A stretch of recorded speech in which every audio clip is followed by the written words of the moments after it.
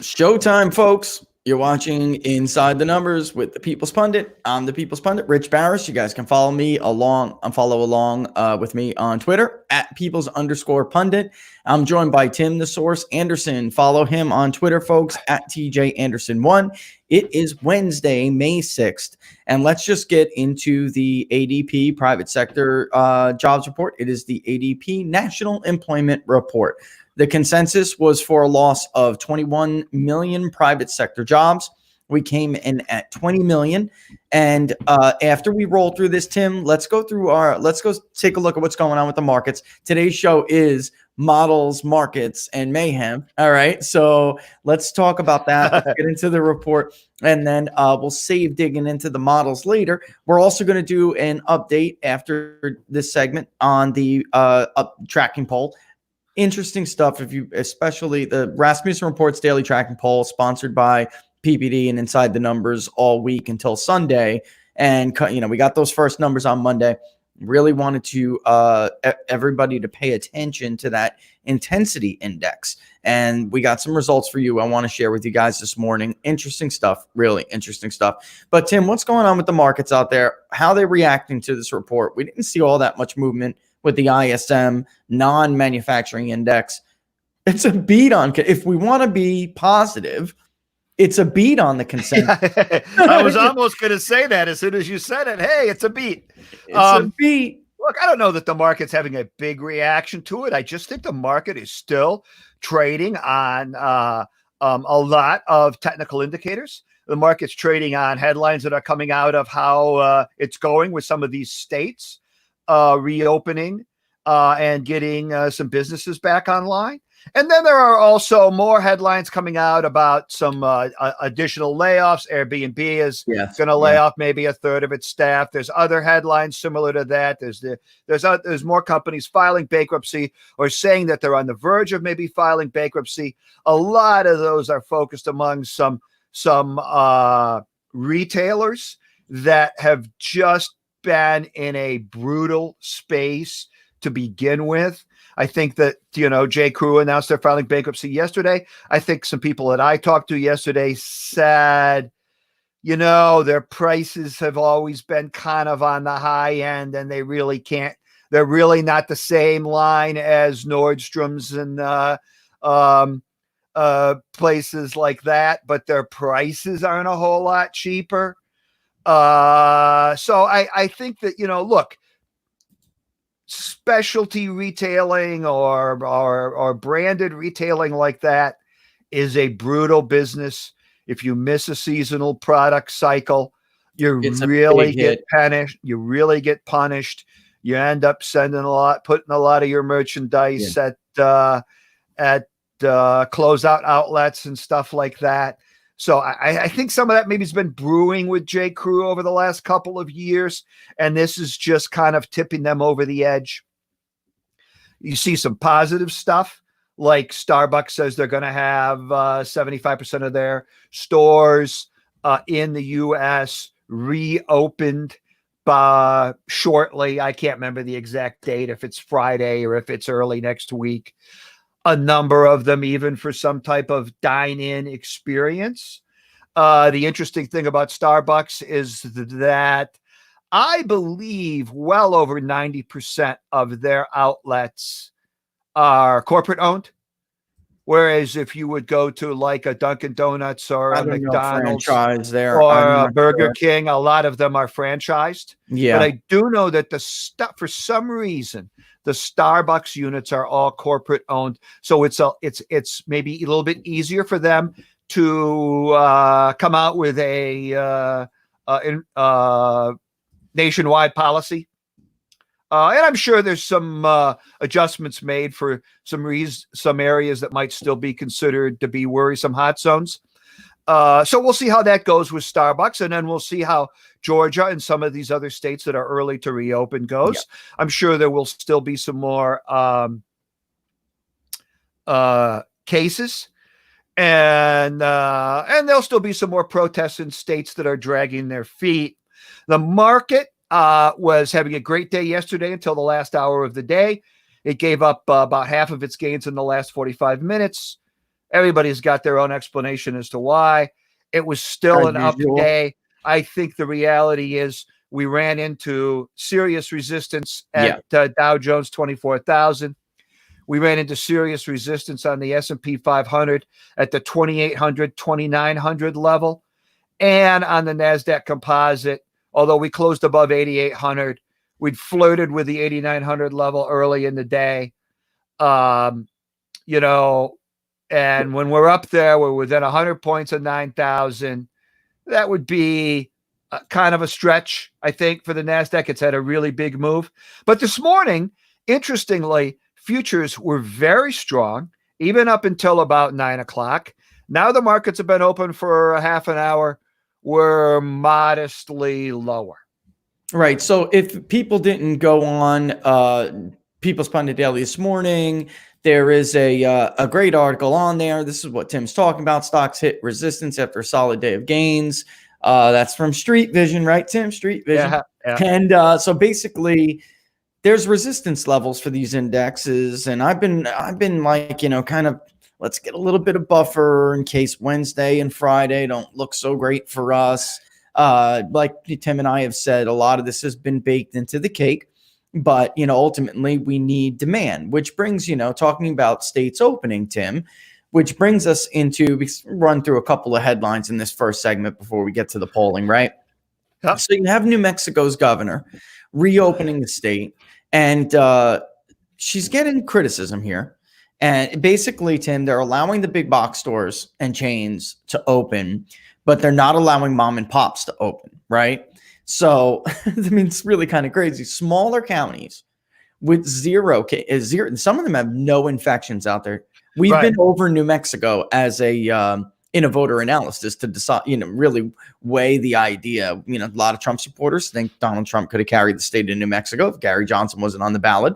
I just arguing what a heavy lift that was, and against people like Brad Parscale, though we will, get into some of the new polling, Tim, with Hispanic support for Donald Trump. And we're going to talk about that later. But in a state like New Mexico, I showed you for this purpose of this discussion, how scarcely populated this state was, right? There are two population centers. You got Albuquerque and Santa Fe.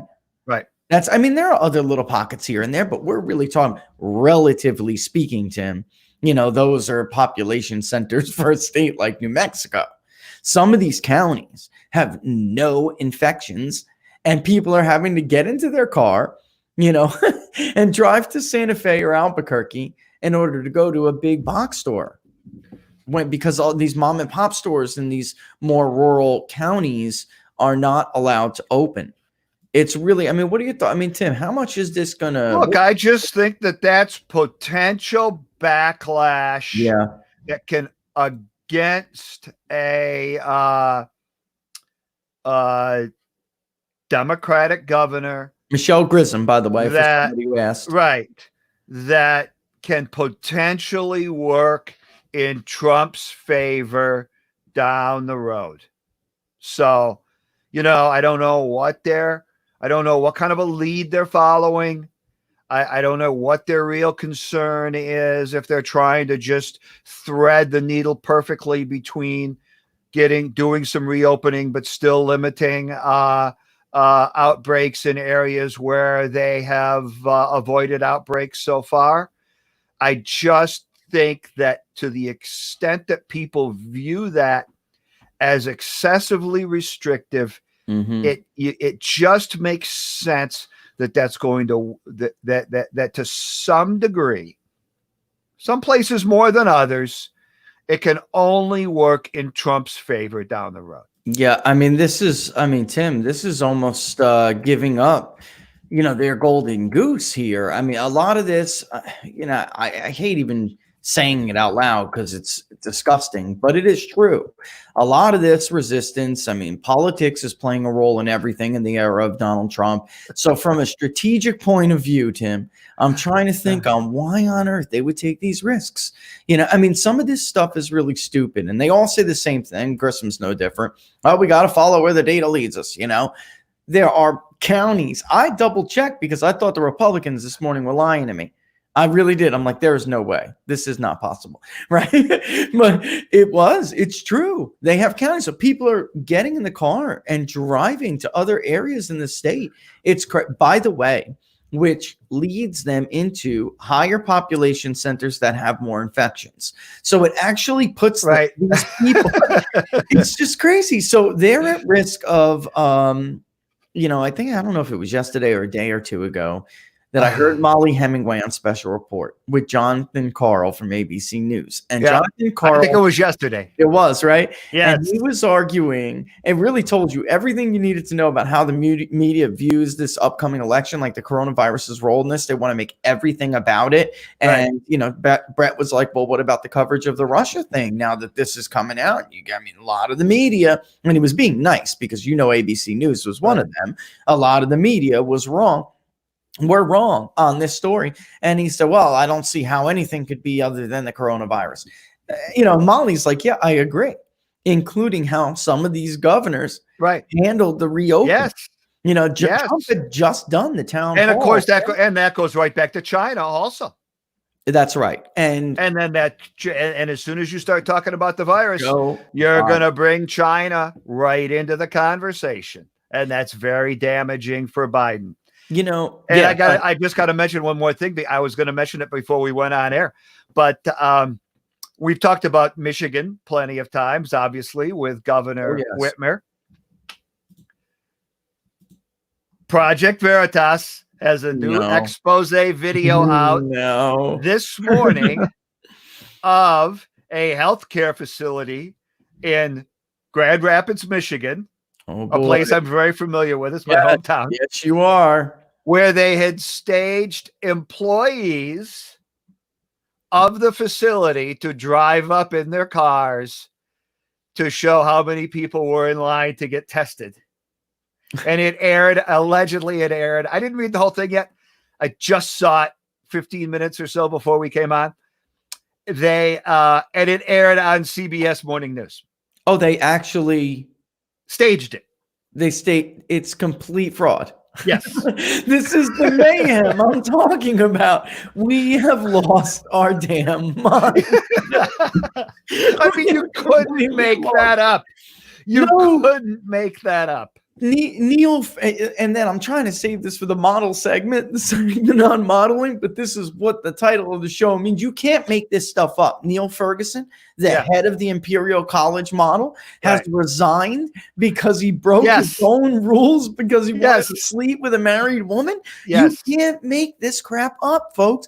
If they really believe this was about public health, do you think he would have a married woman cross town? To come and, have an extramarital encounter. Yes. Do you really think he would, if he believed that to his core, that his model's right, it could be that dangerous, that you think he would do this? Come on, folks. If you really I believe her justification was, well, he's the only guy I'm sleeping with. I know. Yeah, that's right. That is. And he basically said something generally along those lines. I know. It's unbelievable. Yeah. I mean, it's such a sham. It's such, you know what? We're having too much What was his explanation was, well, it wasn't just some trollop from the local pub. You're right. It was a married woman. I mean, this is just it's so bad, Tim. And another great news, Obama's that you put that up against Obama's former CDC director has pled guilty to sexual abuse, which really, I think a lot of conservatives are blowing the story out of proportion because they see a political opportunity. I mean, if you go back and look at what happened, the man grabbed the butt of a family friend. Right. I mean, I'm not saying you should go around touching women's butts without permission, all right? But it's a family friend. He goosed her. He didn't he didn't have some of the interactions that he didn't Harvey Weinstein the girl.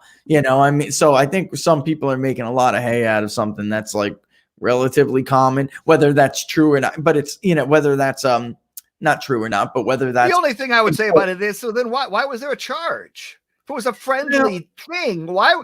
It wasn't. She didn't want him doing it. but it's a family friend, you know. But if you read the story, and I put A former family friend, former now, yeah. And if you read the story from ABC News, Tim, they somehow neglected, or was it CBS? I tweeted about it. They're all the same. It doesn't really matter. It doesn't matter anyway. It really doesn't. They somehow neglected to mention the man worked for Obama. Right. Oh, of course. You know, former it was just director, got edited out at the last minute. It's just unbelievable. And they went into detail about how he was the head of the New York Department of Public Health. I mean, they went through all of that, but they somehow managed to leave out. Do you think for a second, if Donald Trump, CDC director, Paul Manafort, as you mentioned yesterday on the show, Paul Manafort worked for Donald Trump for a very short period. We're talking about less than a few months. He wasn't a campaign manager or you know, a traditional chairman. He was hired as a delegate hunter. Trump was forced to hire him because the political establishment was trying to steal delegates that he won by votes.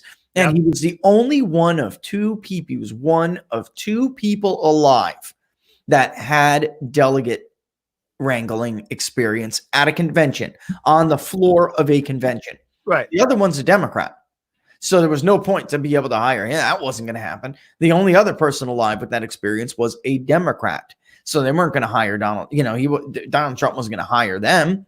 So he hired Paul Manafort. He was forced into it. They made so much hay over they overblew his role in the Trump campaign. He never really had a whole lot of power, Tim. I mean, power's relative. I mean, his role was not. He certainly was not a career campaign manager. He was a political operative. That's right. But you could tell because as soon as the convention was over, and then it was like 2 weeks later, they're like, "Well, what's going on here?"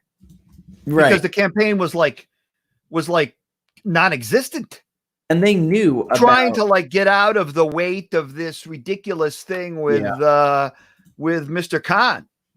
Yes. Yeah. And they knew a lot about Manafort's dealings going back to Russia, which, by the way, tied to Tony Podesta and the Podesta brothers. It had nothing to do with Donald Trump. Everyone knew about that. So Trump wanted to kind of eke him out. He knew there was baggage there. He wanted to push him out. I mean, he was there for a specific purpose, and that was it. And the media made it out like he was like like a Bannon-like figure in the campaign. And it's just not true. And anybody, even Corey Lewandowski, who was ultimately let go before the general election campaign, he'll tell you Donald Trump's in charge of that campaign. Exactly. Trump is like a candidate. Like, no, who's the campaign manager? Donald Trump. Who's the director of communications? Donald Trump. And he jokingly said, he jokingly said too in 2016, "I'm smarter than all these damn people," or supposedly. And I believe that because I really do, because he is in large part. Look, let's be real. He has political instincts that they didn't have. I mean, you can't take that away from the guy. I'm going to put this up here because it's 20 after 10 already. I just want to show people the chart. Again, positives. The positive aspect to this is that it's a beat. It was a beat. All right. So here it is. All right. When's the last time you had an ADP report that came in 1 million people better than the consensus? We can at least look at the positive side of this.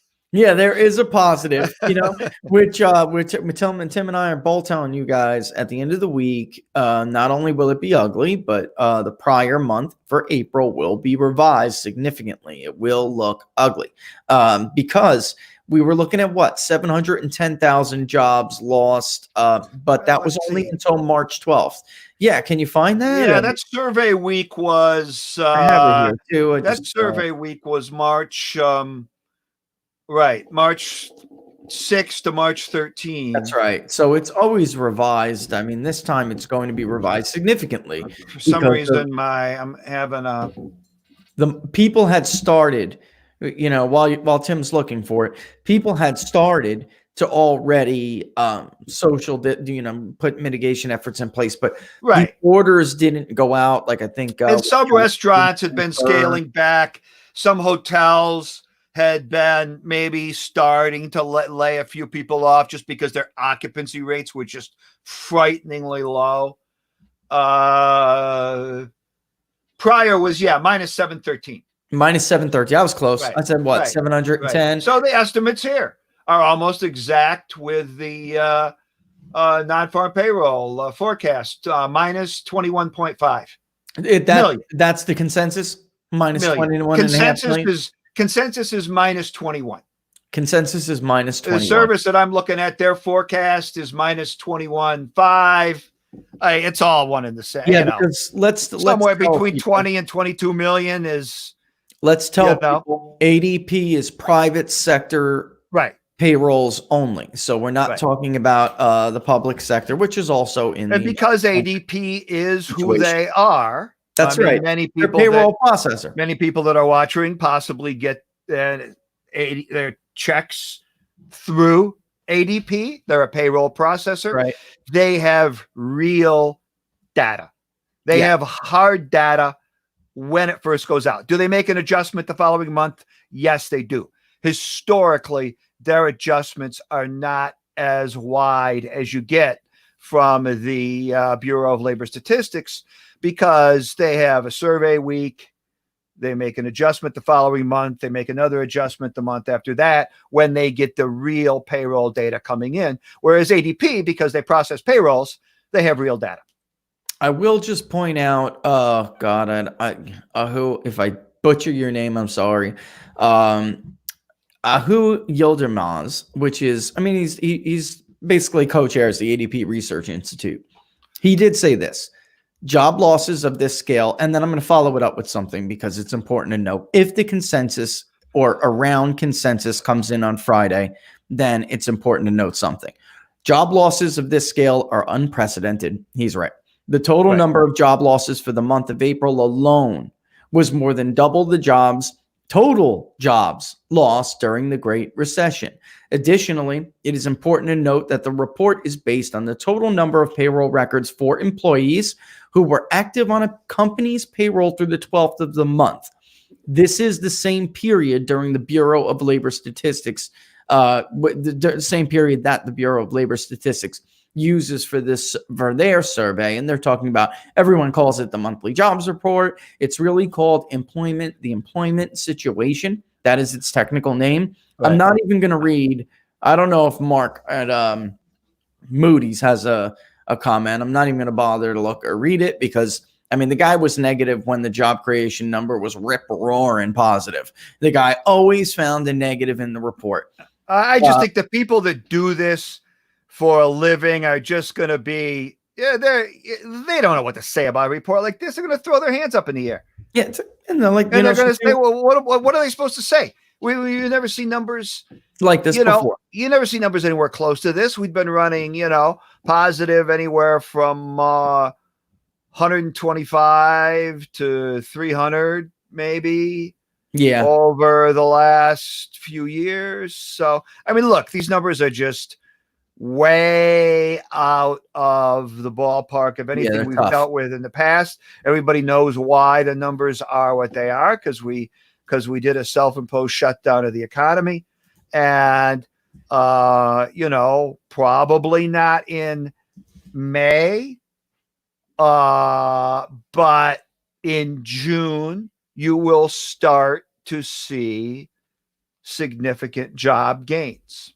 I will say this, Tim, if it's right and it comes in around consensus, then if you just take their reports, their data, and I do like what with the ADP number, because what Tim is saying is the Bureau of Labor Statistics is basically a household survey. That initial advance estimate, that's a basic household survey, half the month, no less, right?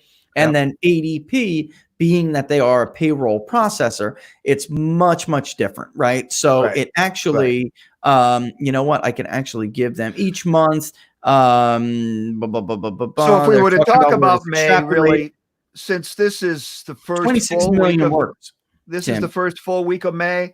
probably the survey week for May is next week. Yeah, I would guess. And even with what we have here, though, judging by the jobless claims number and then the long-term, particularly too, which it lags initial claims. Right. It does seem to suggest that the PPP loans at least had some impact Definitely. to measure the downside, to mitigate the downside here. It Yes. really did, because these numbers should be higher, Tim. They should. Yes. I'm not, So it's that's horrible, the point that we've made a couple of times. It had an impact. That even though there are people that are getting paid through PPP loans that their companies have taken out, where those people are not showing up in the unemployment statistics, they're still not really being productive members of the economy. Right. They're getting paid enough money to hopefully take care of their monthly obligations. Yeah, and it looks like, it's hard to estimate, because that's a great question. It's hard to give an estimate, but I'm going to say when all said and done, I would believe it would be a believable claim to me if the Treasury Department and the administration said that PPP saved like 10 million jobs. It would be believable. I think that's a good ballpark. That's right. I don't want to give them too much, but I don't want to give them too little either, because it really should be around. I'm saying that because it should be at this point around 30 million. It really should. No, you're. It's exactly the number that I think is. That's the right number. Everybody's floating that, right? It's not like I'm pulling that out of left field. That's and it's not. So that it's good for something. Look, it's 10:26. I went through the whole show yesterday and didn't do my spiel and my pitch for people to subscribe to the channel. Nothing. So go for it. Yeah, I want to do it a little early too, and then because we're sponsoring the Rasmussen track poll this week, but I told them we would give them till about 10:30 to get everything up. So before I bring it up, all right. And again, very interesting stuff here, but here we go. It's 10:27 on Wednesday, May 6th. You're watching Inside the Numbers with the People's Pundit. I'm the People's Pundit, Rich Barris. I'm joined by Tim, the Source Anderson. You guys can follow me at Peoples_Pundit on Twitter, and you can follow Tim at TJ Anderson 1. If you guys are watching on YouTube, first time looker, watchers, viewers, subscribe to the YouTube channel. We are trying to hit that milestone. We're doing a great job. Keep it up. Share it with like-minded people you think might like the show, and ask them to subscribe as well. Also, don't forget to give us those thumbs up. There's always some troll around there that comes in and hits the thumbs down, right? And then on Facebook Live, watchers, like the page People's Pundit Daily. And if you either do that on YouTube or on Facebook, then it will alert you before we go live, so you don't have to scramble to try to get there when the time comes. If you're watching on Periscope, click the YouTube link I just sent to you and go watch on YouTube from now on. It's a much cleaner video, and then you'll and then also subscribe if you can, if you guys got an account, Gmail account. So but of course, ultimately the best way to support the show, how we bring you all these charts, how we run these voter analysis, how we have all these databases and sponsor this presidential tracking polls, is to subscribe to the show. And you can do that by going to peoplespunditdaily.com, looking through one of the digital subscriptions, or take the short link, which will take you right there. That's ppdnews.us/subscribe. ppdnews.us/subscribe. Tim, can you just tell us where, and by the way, for those who have done it, thank you, because it's clearly making a difference. Tim, can you just tell us where we are with the indexes in like a minute before we come back and do the tracking poll? Sure. We're very close to unchanged on the day. In fact, the Dow is down a point, which is just as unchanged as you could possibly get for an index that is slightly below the 24,000 level. NASDAQ is actually doing quite a bit better. It's up 0.75 of a point, clearly being led by information technology stocks. That would be your, Microsoft, Google's, Apple's, et cetera, et cetera, et cetera. The S&P 500 is up just 0.1 of a point. It's literally up 3 points. These are off their lows of the day. The Dow was down maybe 75 or 80 points when we first came on the air. Look, I think what's going on overall in the market is we've had a very nice rally off the March 23 lows. We have had periods where we go down for 2 or 3 days. Right.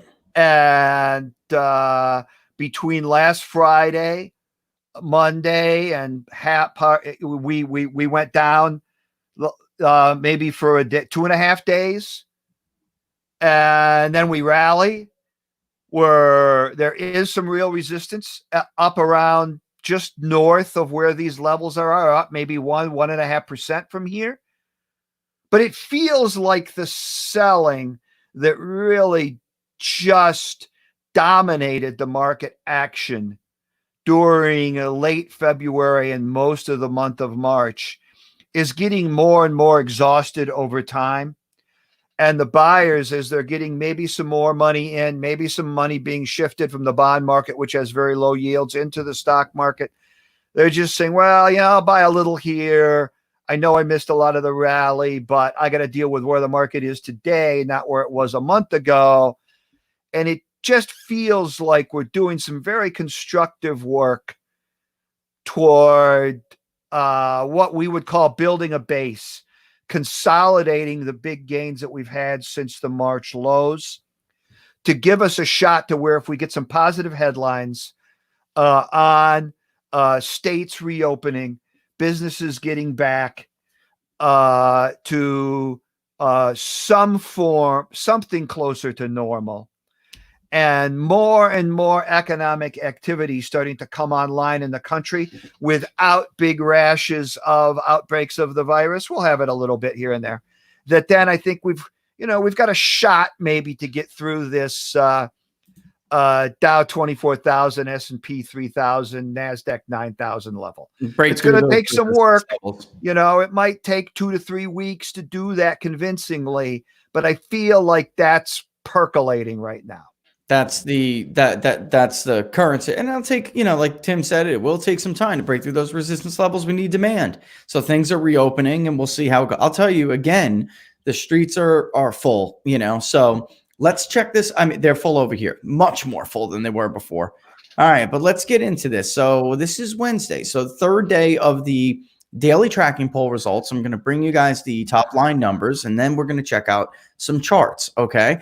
I know that, this comes off the heels. We went over this Monday, some of the differences between Rasmussen's results and other people's results. I'm not going to go over that ad nauseum. Let's take a look at the top line numbers, and then we're going to get into what I've been talking about and focusing on, which is that intensity index, Tim. And I got the 3 charts from the 3 days. Clearly something happening here. And then I have the results just from yesterday.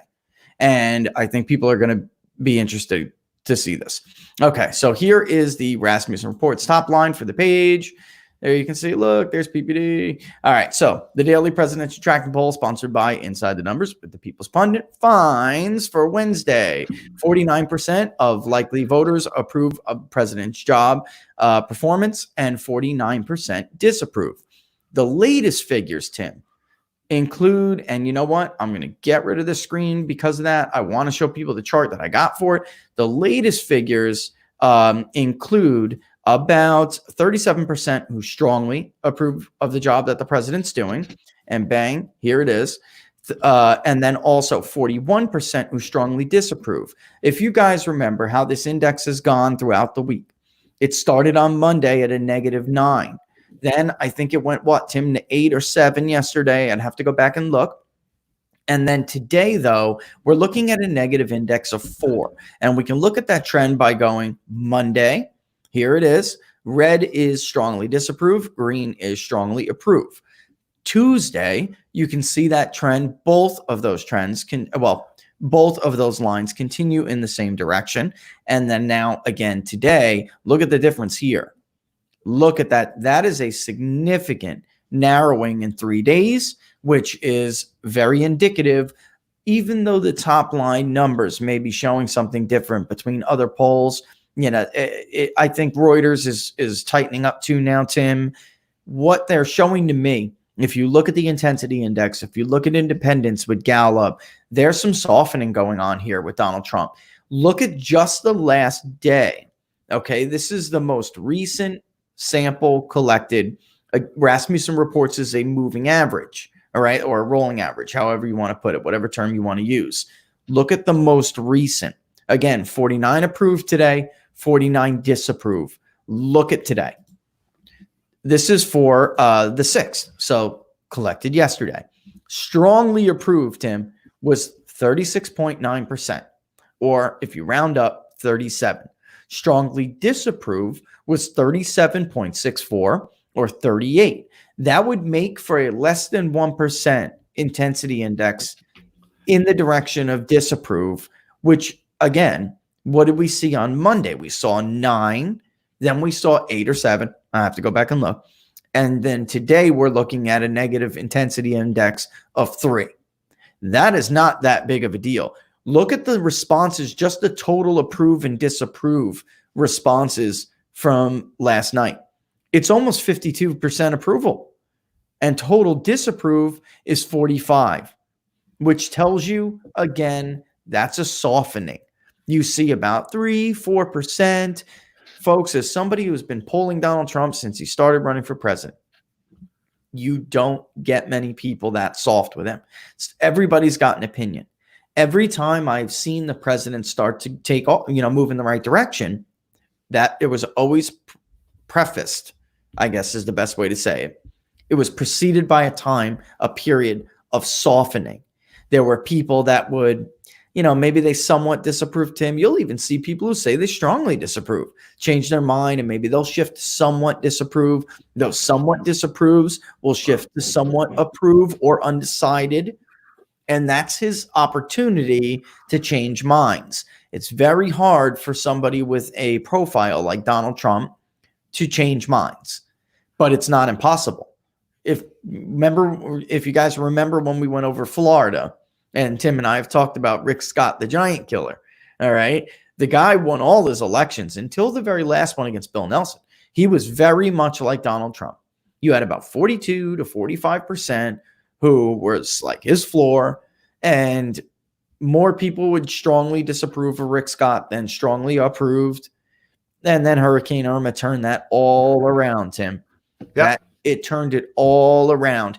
It erased, not, shifted mildly, erased some of that negative impression that Floridians, voters in Florida, had of their governor, who is now their senator because he defeated a 3-term incumbent senator who was thought to be moderate for a long time and very popular.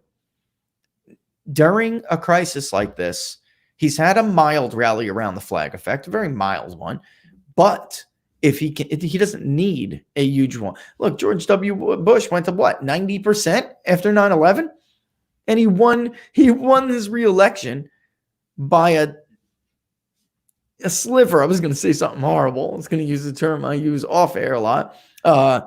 But if it wasn't for Iowa, Tim, a tiny margin. Well, Bush 41 went to 90% after the Gulf War, and then he lost. He lost that re-election. There were other factors in play there, but so what you're talking about is really, look, it's 1 days of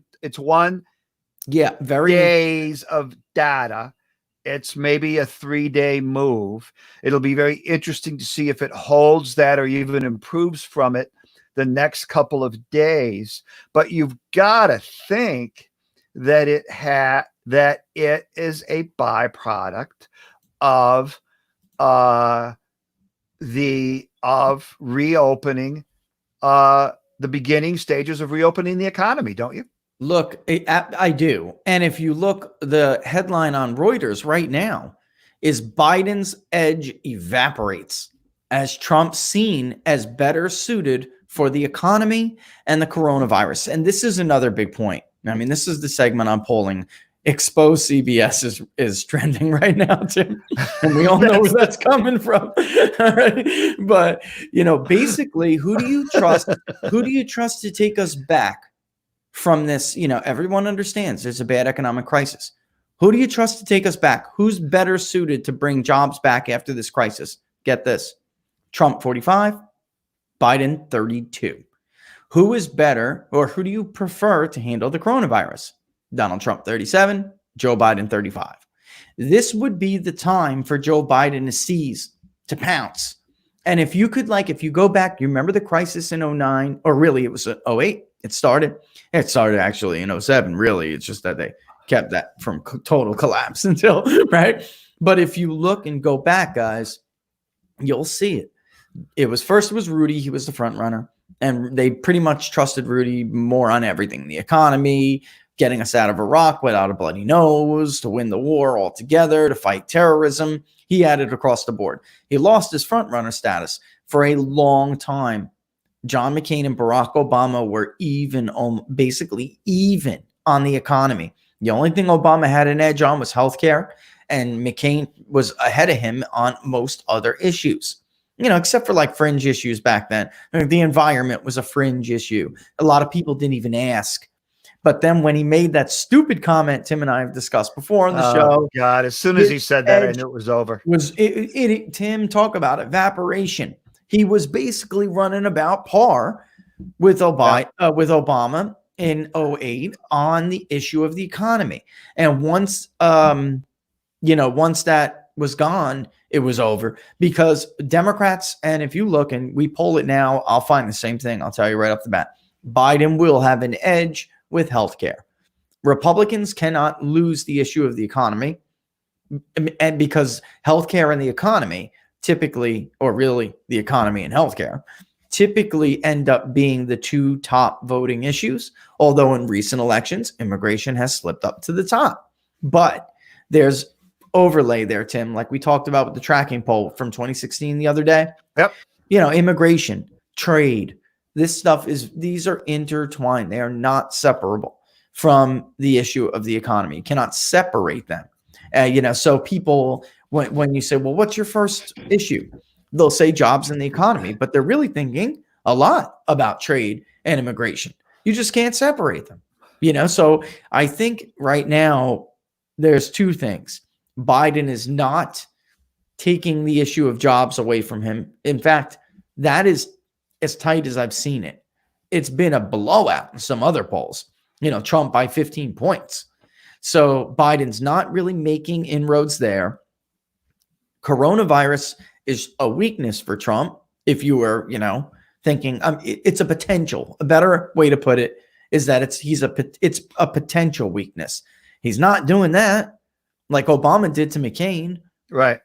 So he's failing here, Tim. He has a 2-point national lead in that Reuters poll, which, if for those of you who watch the voter analysis that we do, the difference between now adults, registered voters, and likely voters.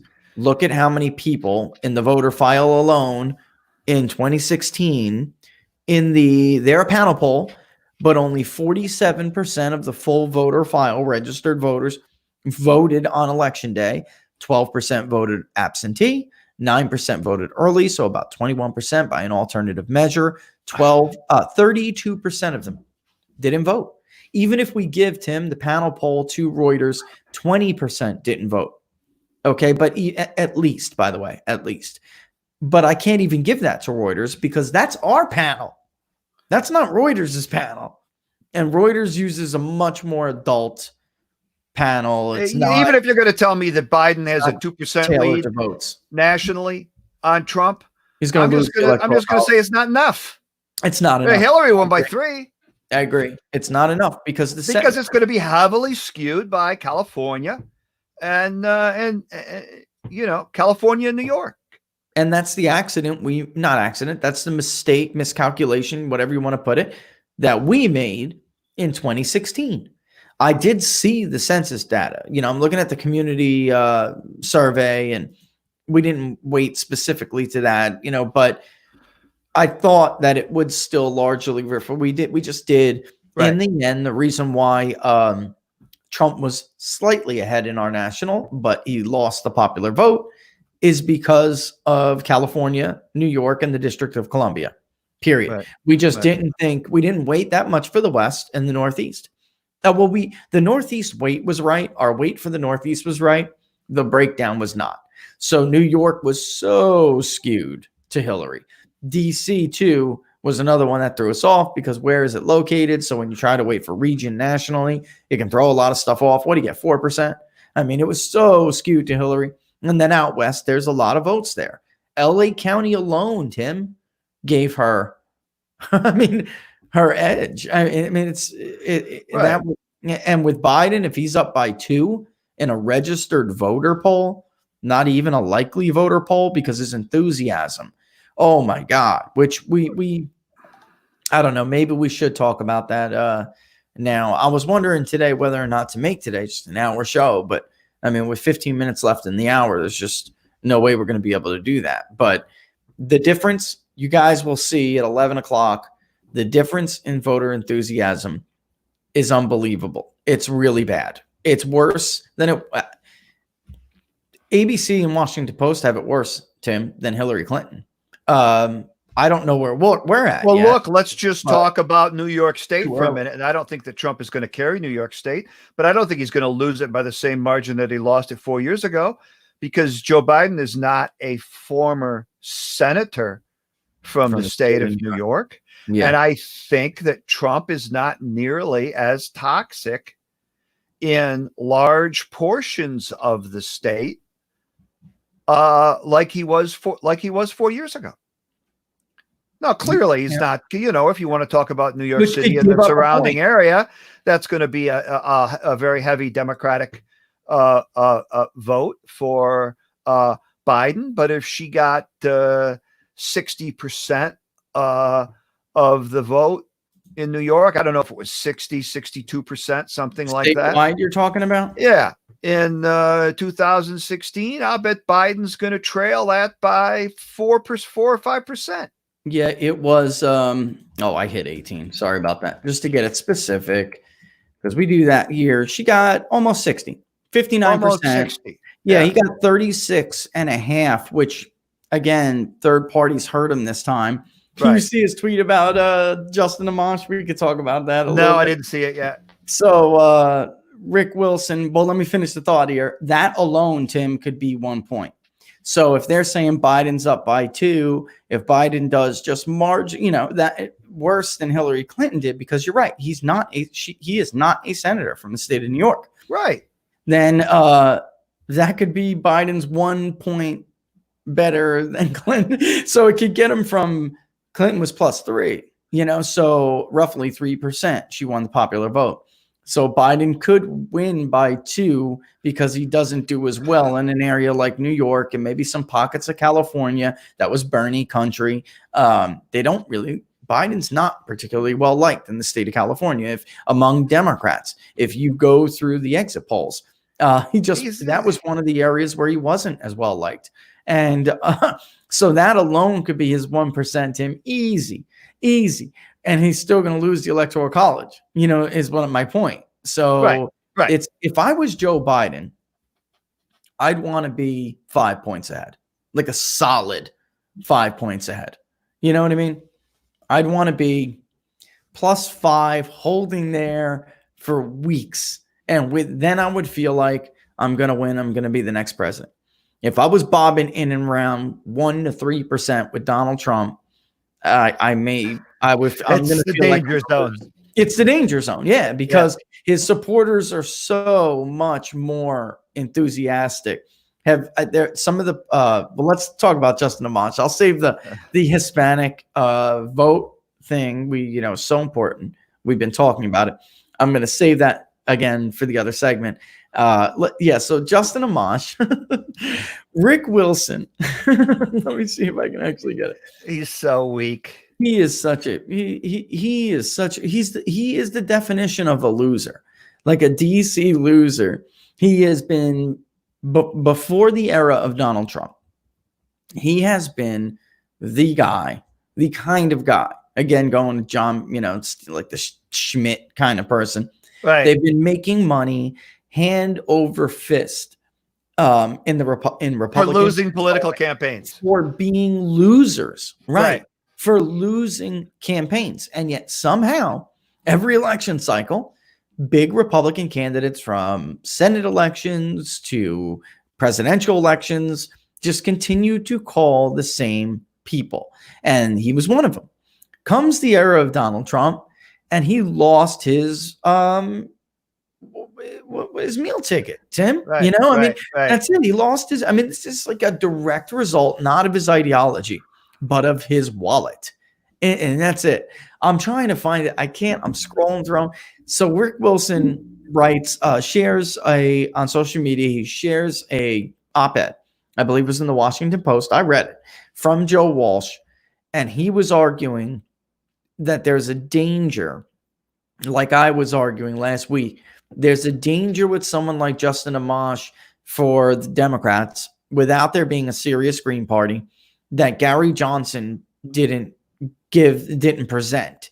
And that is, if there was no candidate like Justin Amash on the ballot, then the George Conways, the Rick Wilsons, the Bill Kristols, the less than 4% of the Republican Party that doesn't support Donald Trump, literally, like, you know, if you look at the vote out there, folks, the guy was, I'll be generous and I'll say less than 6%. I'll be generous. Those people, they would just have the choice whether to vote for him or Joe Biden or not at all. You rest assured they're going to vote. So they would pull the lever for Joe Biden, which would rack up the votes against Donald Trump. But if they go and they pull the lever for Justin Amash, they're hurting Joe Biden, because those are potential votes for Joe Biden. I don't know if I'm explaining that. Did I do a good enough job explaining that, Tim? Like, it would be a protest vote. It would be a protest vote. And if it's just a head-to-head, a one-on-one, then it would be better for Joe Biden to have that little less than 6% pocket, or whatever it may be. The bill will be a protest crossover vote, but now it's a protest. Now it's a third party vote. Thank you. It's a protest throwaway to a third party, whereas it would be a protest crossover. Because rest assured, despite what the polls say, Donald Trump's going to win nationally. He's going to win 8% or more of the Democratic vote. You can bet on it.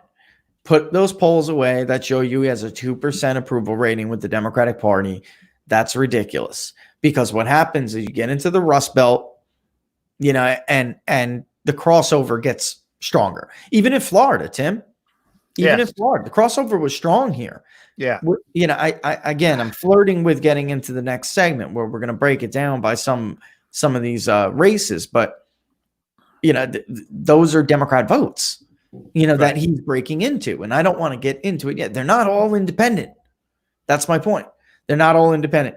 And I don't know where it is. I can't find it. I may have scrolled past it because I'm trying to do two things at once. But he comment or quote retweeted Rick Wilson, who was sharing Joe Walsh's column that Justin Amash will cost Biden the presidency. And Rick Wilson is sharing it. Obviously, he agrees. Right. And Donald Trump says, I disagree. And he's all nice about it. Right. He'd be a much worse candidate than Gary Johnson. Yes. Well, of course, that's the point. Gary Johnson was a better candidate, and he took from a wider coalition, whereas Justin Amash is not. And he's just going and Trump pointed out that it's not going to be a wider coalition, because Amash's votes are not like, at least Gary Johnson was consistent. At least he was consistently libertarian. Justin Amash is a fraud. He's a total fraud. Right. He is not going to get that crossover young vote for being like the youth vote that went for Gary Johnson, because they hated things like government spying. Well, good luck with Justin Amash. The guy's been helping Democrats cover. He's a very pro-China candidate. And Amash's opponent in the last race, when was it? 16 or 18? That guy tried, bro. Yeah, it was right. The guy tried to, and that district is not as totally Republican as it used to be. It's still Republican, but it's not as overwhelmingly Republican as it used to be. I think his last opponent tried to tie him to outsourcing to China. Yes. Okay, His outsourcing own was a factory. buzzword then, because his family's company It was true, Tim. makes a lot of their stuff in China, which is Yeah, true. and they lied about it. They Right, actually ordered the tools. For people who don't know, Justin Amash's company supposedly manufactures tools, but they really just sell them. They're made in China. And right. the opponent brought this up. They said, that's not true. This is a way, that's twisting how we do. They go, and it was a publicity stunt, but unfortunately for them, the media didn't bite. But they Right. went out and they ordered something from his company, and it came and it Made in said China. made in China right on it. Oh, it Yeah. was hilarious. And I thought, if somebody would have covered it, then it would have been effective. But he has always had good local press. He just has. And like Tim said, it's not as Republican as it used to be. But Trump also mentioned in that tweet that Amash had like no chance of holding his seat. So he really had no choice but to run for president, or has no choice. And I did inquire about that, and I hear internal Republican polling has he's gone, like he's bad. I asked for it, a copy of it, so I don't want to give them I didn't get it, so I don't want to give the margin they gave me, but a generic Republican challenger he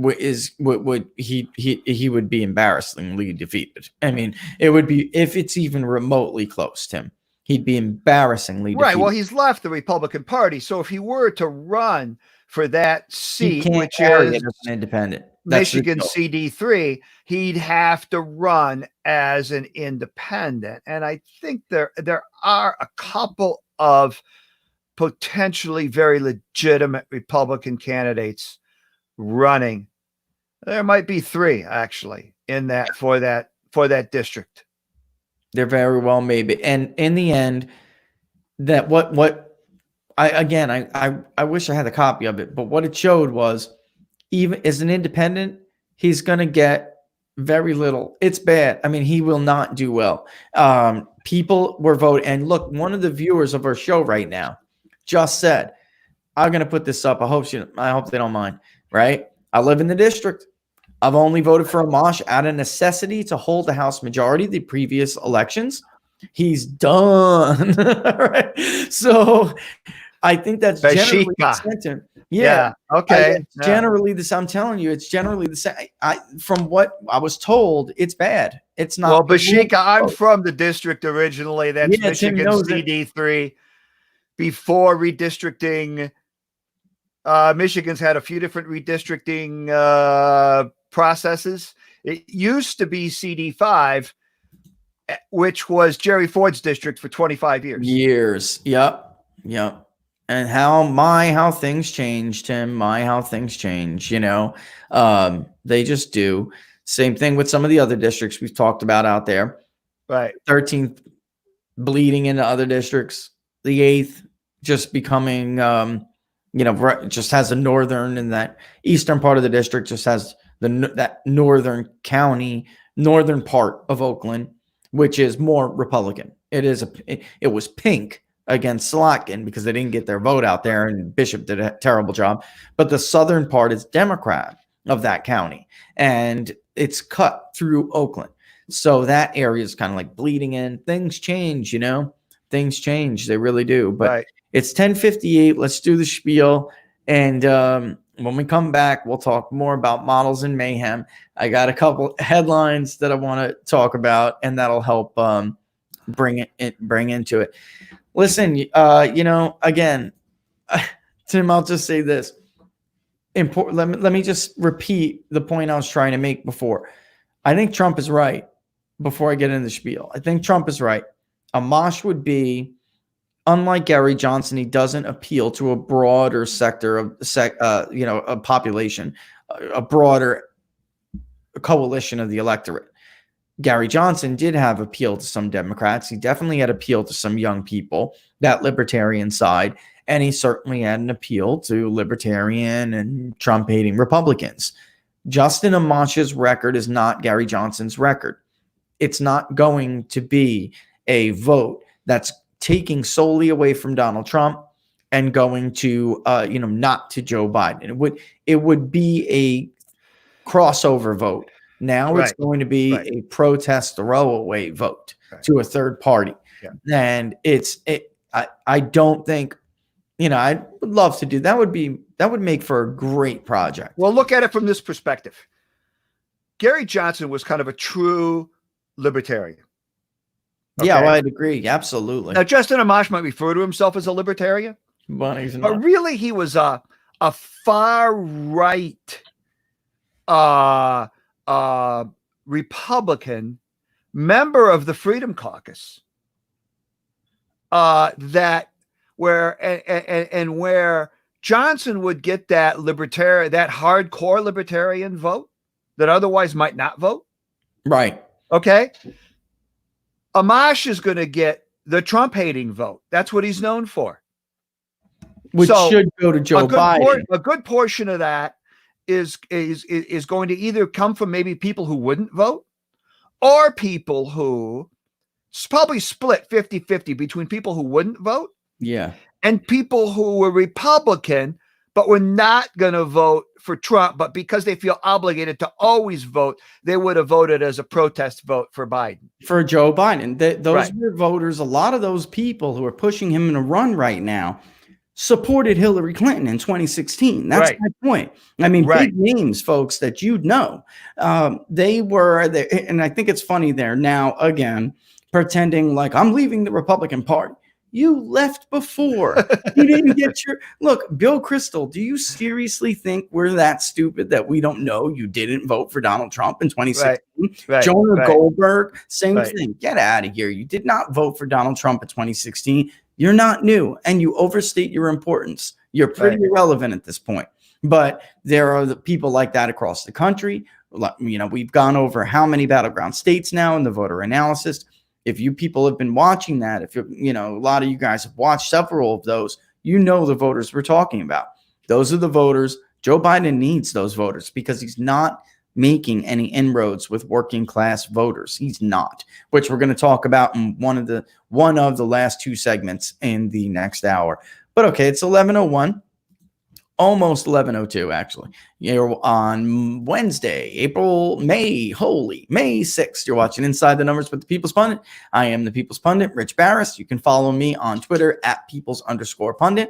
I'm joined by Tim the Source Anderson, and you guys can follow him on Twitter at TJ Anderson1. Again, for those of you who watch on YouTube, don't forget to subscribe to the YouTube channel, People's Pundit Daily, and then it will notify you when we go live, before we go live, and give you some time to get there. Same thing for those of you who watch on Facebook. If you like the page, People's Pundit Daily, it will notify you when we go live. Plus, we really would love you guys to do that. All of those metrics matter. Periscope users, give us the hearts, follow the account that you're watching it on before you click the YouTube link to head over to YouTube where it's a cleaner stream and you can go ahead and subscribe there. All right. And then ultimately, folks, the way to best support the show is to subscribe to People's Pundit Daily. That's how we bring you what we do. And you can do that by going to peoplespunditdaily.com, looking for one of the digital subscriptions, or taking the short link, ppdnews.us/subscribe.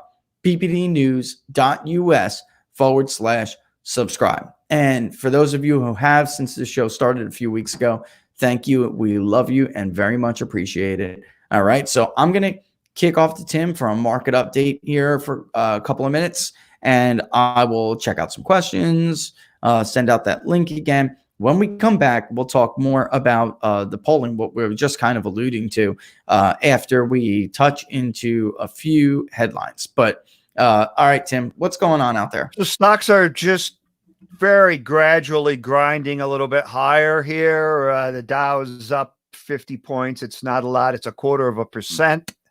But within 100 points of the 24,000 barrier. The NASDAQ is doing a little bit better than that, up over 1%, led by the same stocks that have driven the big rebound rally from late March. And the S&P is doing a little bit better. We did have a crude oil inventory number come out at 10:30. It showed a build of 4.6 million barrels. That contrasts with a build of 10 million barrels the prior week.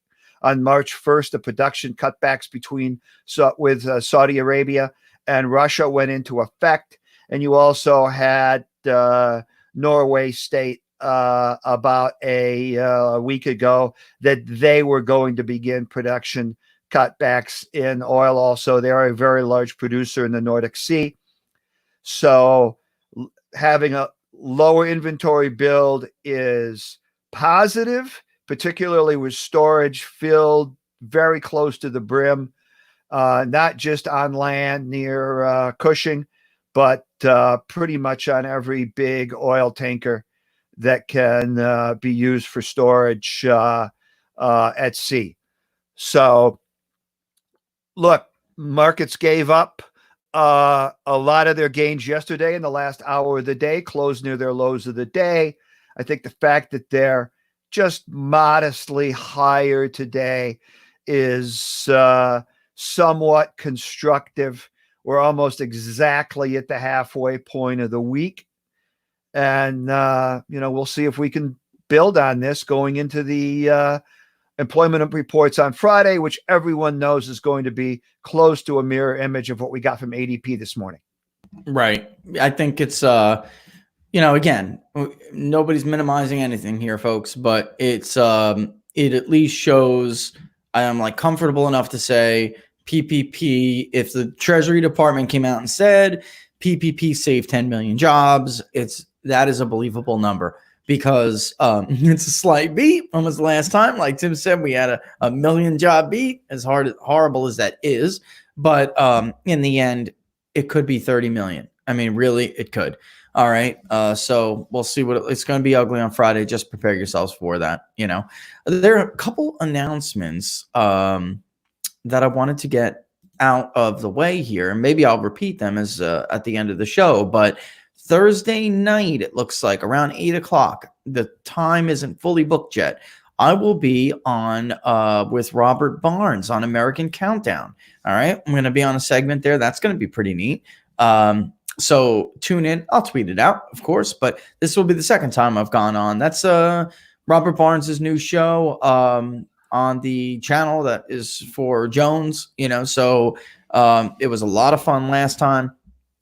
They asked me if I'd go back on. I'm going to definitely do that. Maybe we'll bring you guys Robert Barnes one day to talk about like what we're going to talk about in this next segment. Robert sues a lot in protection of some of these liberties that we have been talking about. By the way, the organization, I could not remember the name last time. It's FALC, which I was right about, Free America Law Center. And it's like the ACLU has completely abdicated their historical role. I think Tucker said it best the other day. They are firmly on the side of your overlords now. They never cared, Tim, about FISA abuse. They never cared about the intelligence community running amok because it was Donald Trump. Very unfortunate. But Robert Barnes, if you are, a defender of the First Amendment, the Second Amendment, he's big on the first. He defended the Covington kids. I mean, that's the kind of stuff. The ACLU has abandoned their traditional role, and that's one of the. But he's got a new show. It's called American Countdown, and I'll be on there on Thursday night, probably around 8 o'clock or so, like last time. But I will let you guys know. Also, I get asked all the time when we're going to start polling ourselves, and I have told people on this show, I've told people on social media and email who ask. Last time with PPD, we funded that ourselves. It's a lot of money, folks. And if I was able to find a sponsor or partner, then I'm willing to do it. It looks like we've got one at least, and we're in talks with like 3 people, but it looks like we got one. And I'm really excited about this project. It's going to be the Rust Belt Battleground poll. It will be 6 states: Iowa, Michigan, Minnesota, which I told you guys was a battleground state, and it's going in there. It belongs in there. Iowa, Michigan, Minnesota, Ohio, Pennsylvania, and Wisconsin. And at first, Tim, the first result we're going to release is like 12 to 1,500 responses. We're going to appropriate them as they are a share of the total vote, from that area, traditionally and historically. And then the likely voter model will have like at least some final say in that. And then as time goes on, the subsamples will build up large enough where they're sufficiently their own poll. You know what I mean? So it will be, you won't just know how Trump is polling in those 6 states, what his top lines are. Last time he got about just under 49% of the total vote in those 6 states. Hillary Clinton got 45.9. That's how we're going to gauge where they are compared to the rest of the nation. It will be kind of like the Politico Battleground poll. You remember that? They stopped doing it with George Washington University years ago, but it was only the battleground states that they dubbed to be battleground states. It'll be kind of like that, only cooler, and it'll be the 6 Rust Belt states because we really think that's where this election will be won or lost. And over time, we'll build up sufficient sample sizes where it won't just be that headline number. It will be, here it is in Iowa, here it is in Michigan, and each of those states will have their own top lines because it's tracking poll. So it's going to be very cool. And then we'll see. There are some other stuff we're getting into. We may do some national polling with other news organizations that I don't want to mention yet because we're not there yet. When we get there, then I'll tell you. All right. So speaking of polling, all right, let's take a look. As we were talking about before, Biden, his lead is gone. It's gone in Reuters. It's gone in Fox, which is not a good poll for Donald Trump. It's not a good poll at all. It's gone in the IBD tip poll, Tim. I mean, it's gone everywhere, right? His 6 to 8 point lead has evaporated. It is finished. And there's some things that I'm noticing that, we've talked about the predictive value of general election polls this early. There's none. They're not predictive at all. But there are some stuff that you can see that matters. There are metrics that matter. And you can look into it. You can judge the mood of the electorate, which will ultimately tell you what is the narrative that's going to surround this election. And then if you watched on Monday, presidential justifications, approvals and bars, you know what those things mean. Both of these men meet the presidential bar. Although, Tim, Biden's mental state, it is very much in danger that people will say Joe Biden, of course he meets the presidential bar. Joe Biden 10 years ago, so his mental state could really hurt that. But he's got a justification. You may not agree with it. It's not a good one. The problem is it's backward looking. Trump is forward looking, and Americans are inherently forward looking. They are. So Biden is the past. Trump is the future. So Biden already has like a couple strikes against him, but what he did have was a lead. And there's a problem now. Not only is his lead evaporating, Tim, the Reuters poll was, I didn't even realize this guy just pulled it up and make notes for show prep. The Reuters poll lead was 6. It was 8 points. It's down to 2. That's gone. Look, and we did talk about those headlines. Americans trust Trump on everything more than Biden. It's a 13-point lead on the economy, on jobs.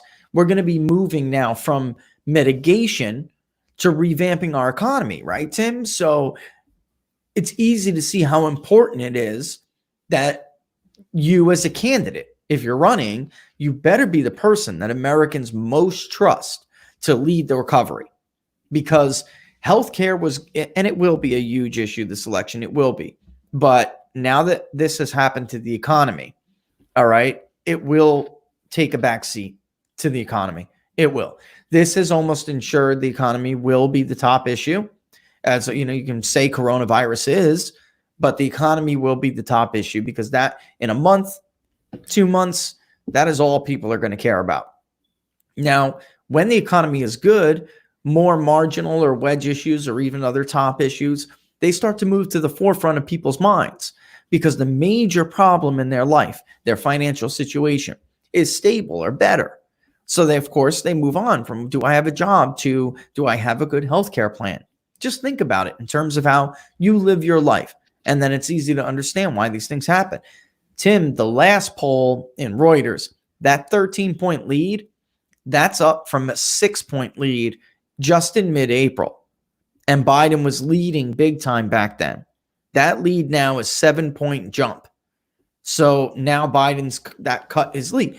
Again, where is Biden's real opportunity here?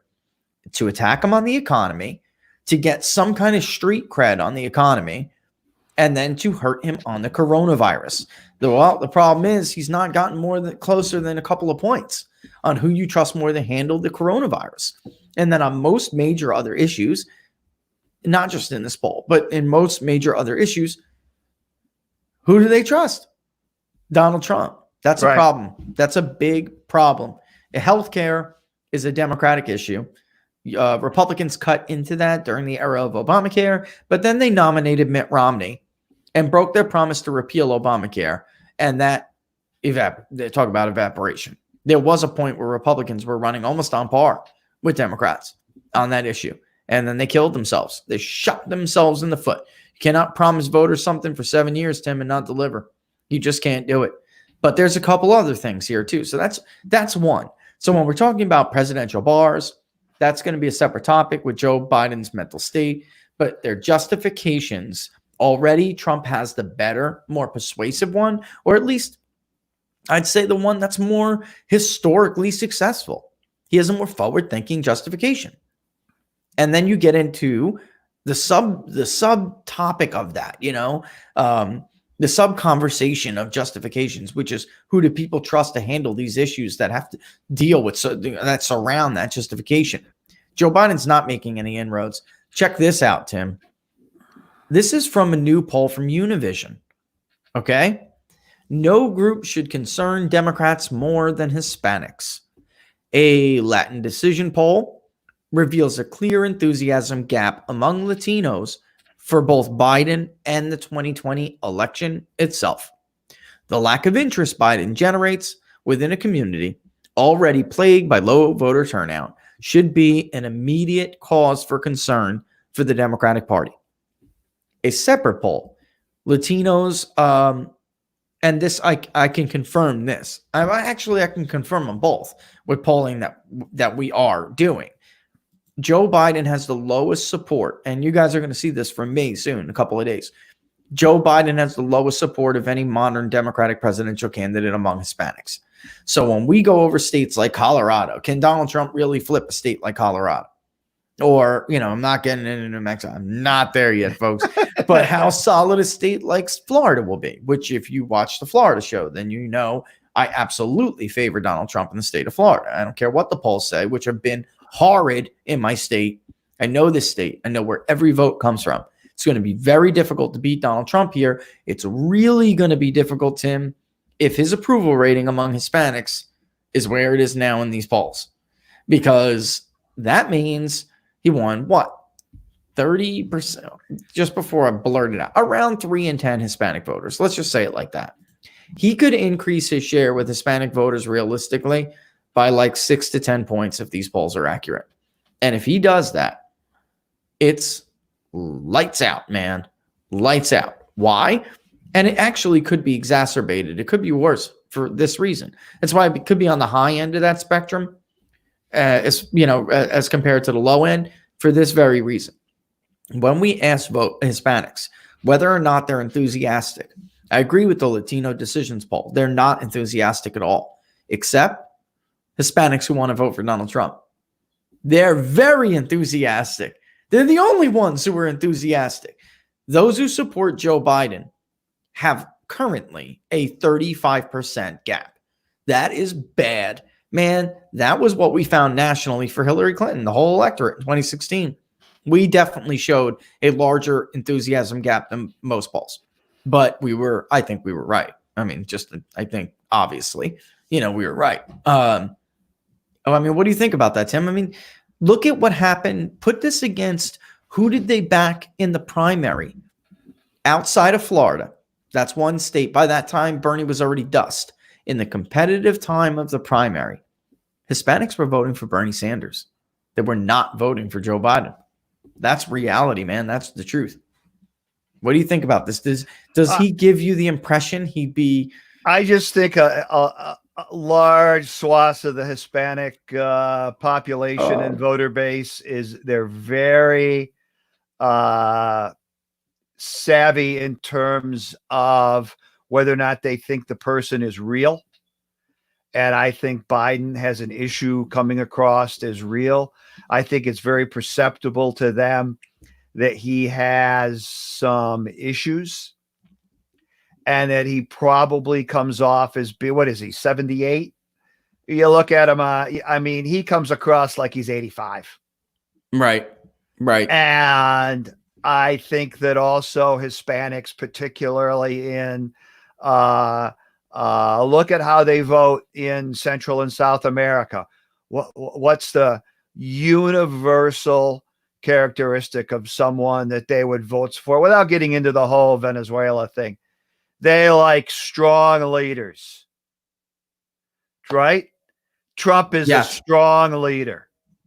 That's clearly being borne out in these polls too. I mean, just overall, I mean, the problem for Biden here, and again, I don't want to keep going back to the Reuters poll. It's just that it's one of his worst polls, right? Overall, they only have a 42% approval rating of him. But this was one of the very few polls that at one point did show that the nation preferred Biden over Trump to handle this crisis. But then Trump gets and kicks into gear, and we're talking about a month later, not even really, about 3 weeks later, and Trump is ahead. I mean, he has retaken that metric. That is, it's not whether or not people like a leader. It's whether or not, like Tim said, they view him as a strong leader. That's a results-driven shift. It is. In that poll. It really is. Because there are always things that you can second guess. There are always things that could have been done a little bit better than maybe the way they turned out.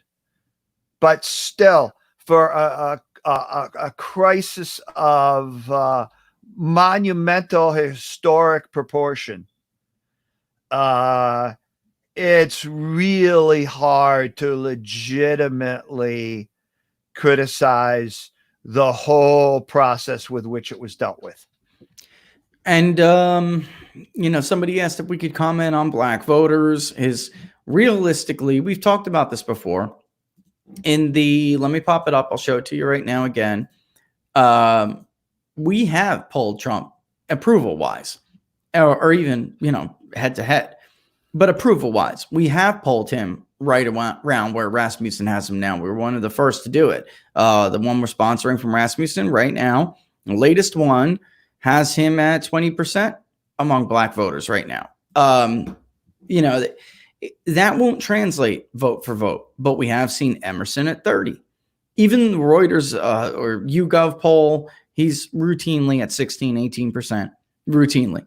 And it would not be a stretch. You got about 8% in 2016. It would not be a stretch to say that Trump could get about 12%. He's not going to get 20% of the black vote. That would be a whole lot of black voters staying home. That would have to happen. It would be like the rural and, non-metro suburban vote got out, very affluent black voters that make more money, or even working class. Black men who work are Trump's best group. Black men outside of urban areas who work are Trump's strongest group.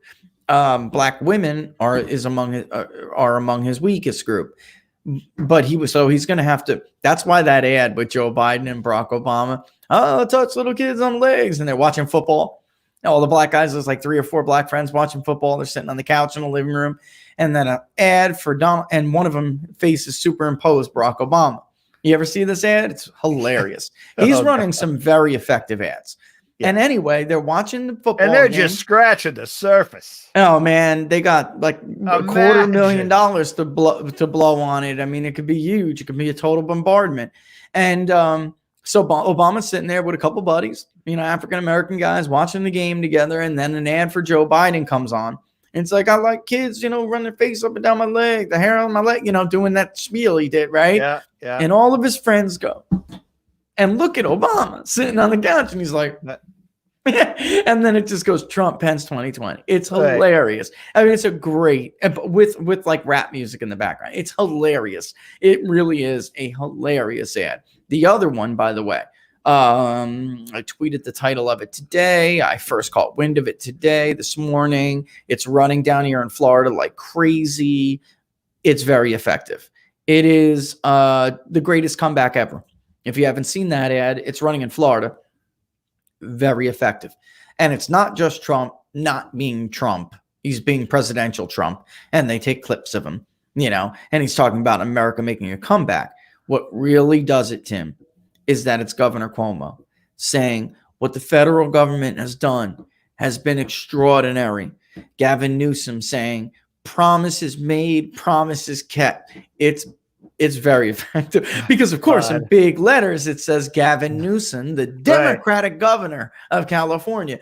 Andrew Cuomo, the Democratic governor of New York.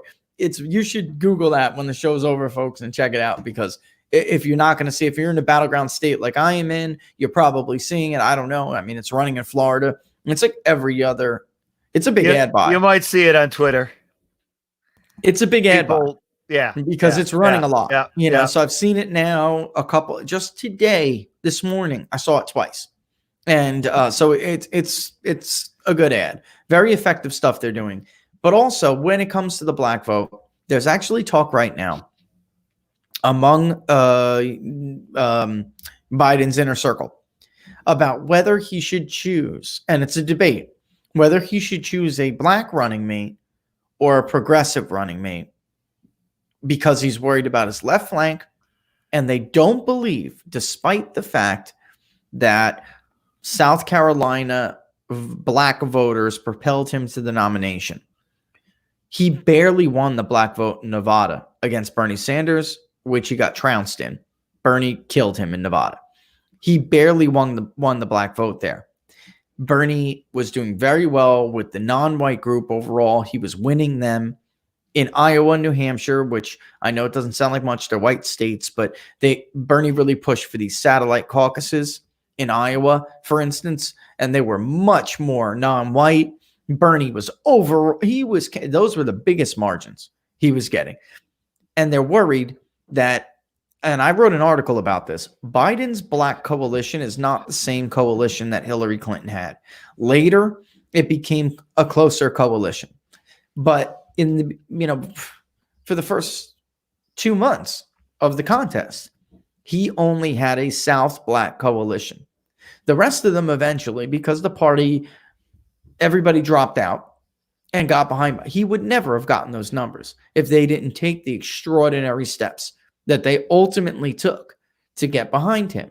And it's not because Bernie Sanders wasn't going to continue to win a lot of those voters. It's because the party convinced them he was unelectable. And that's what happened.